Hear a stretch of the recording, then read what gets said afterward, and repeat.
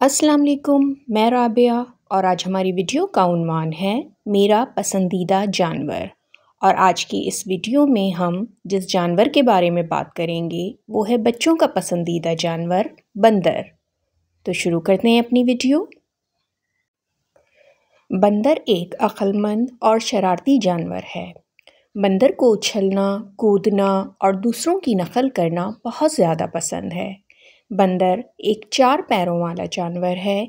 ये अपने अगले पैरों को हाथों के तौर पर इस्तेमाल करता है। बंदर की एक लंबी दुम होती है और 32 दांत होते हैं। इनकी उम्र 10 से 40 साल के दरमियान होती है।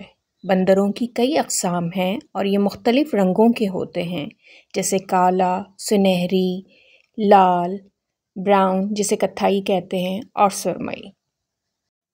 बंदर दरख्तों, जंगलों, पहाड़ों और घरों की छतों पर बैठे हुए पाए जाते हैं।